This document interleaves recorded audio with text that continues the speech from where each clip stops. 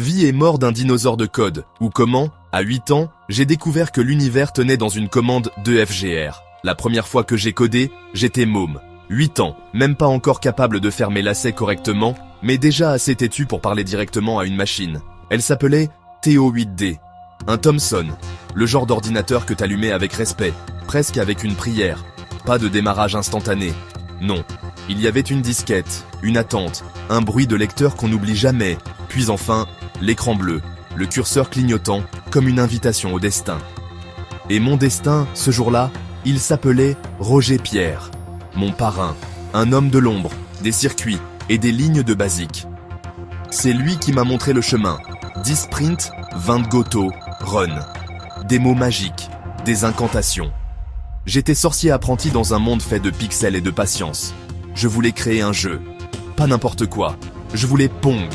Pas un Pong téléchargé. Pas un Pong volé. Mon Pong. Un rectangle, une balle, 2 raquettes. Le minimum vital pour provoquer une émotion. Et j'ai galéré. Seigneur, j'ai galéré. Chaque rebond mal géré, chaque décalage de sprint me renvoyait dans les abîmes du doute. Mais quand j'ai tapé run, et que la balle a bougé, que les carrés ont glissé doucement, j'ai pleuré en silence. Pas parce que j'étais ému, non, parce que j'avais gagné. Parce que j'étais le dieu d'un tout petit monde, né de mes doigts et d'une vieille disquette. Mais je n'en suis pas resté là. Il y avait un jeu que j'adorais, un trésor oublié, Vie et mort des dinosaures de Lotus Game. Un jeu pédagogique, rustique, mais fascinant. Sauf que moi, je ne voulais pas y jouer. Je voulais le comprendre, le reproduire. Alors j'ai passé mes après-midi à redessiner les graphismes du jeu avec les commandes DEFGR. Pixel par pixel, je reconstituais les dinosaures.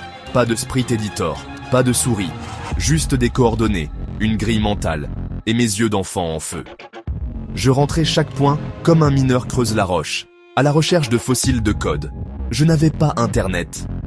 Je n'avais pas de documentation. Mais j'avais la volonté brute, celle des pionniers, celle qui te fait comprendre que programmer, ce n'est pas taper du texte. C'est dominer la logique, créer du mouvement à partir du vide. Et c'est là, je crois, que je suis devenu un vrai développeur.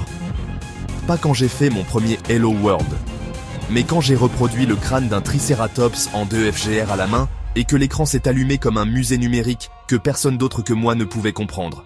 Aujourd'hui, on rigole de nos vieux ordis. On se moque du basique, de la RAM ridicule, des disquettes qui grincent. Mais moi, je sais. Je sais que dans ce vieux TO8D, il y avait un monde entier.